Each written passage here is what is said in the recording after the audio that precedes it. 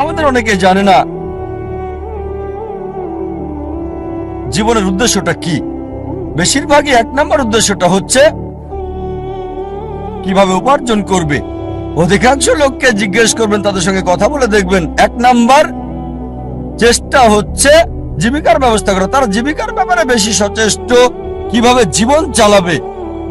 তাদের উপার্জনের উপর ভিত্তি করে জীবন ধারণ করে থাকে। তারা কি খাবে, কি পড়বে, কোথায় বাস করবে, কোন স্কুলে পড়াশোনা করবে, কোন স্নাতক ডিগ্রি নেবে, সবকিছু উপার্জনকে ঘিরেই হচ্ছে। আর তিনি চিন্তা করে যে যদি বেশি টাকা উপার্জন করতে পারে তাহলে জীবনের লক্ষ্য অর্জন করে ফেলেছে। যেমন আমি যথাযথ হওয়ার উদাহরণ দিলাম।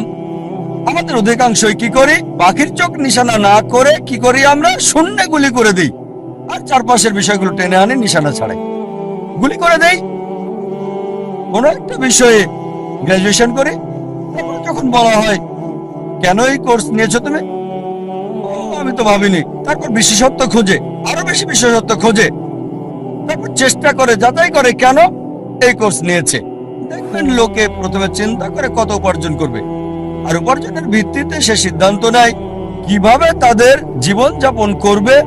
এটা শূন্যে গুলি ছোড়ার মতো, আর পাখির চোখে নিশানা করার চিন্তা করা। প্রথমে দেখতে হবে আমাদের কেন্দ্র কোনটা, কোনটাকে ভিত্তি করে আমাদের জীবন আবর্তিত হচ্ছে। বিভিন্ন মানুষের ভিন্ন ভিন্ন কেন্দ্র রয়েছে। কিছু লোক তারা আত্মকেন্দ্রিক, সবকিছুতে নিজেদের কথা ভাবে, পৃথিবীর অন্য মানুষকে নিয়ে কোনো মাথা ব্যথা নেই, নিজেদের নিয়ে তারা ব্যস্ত থাকে।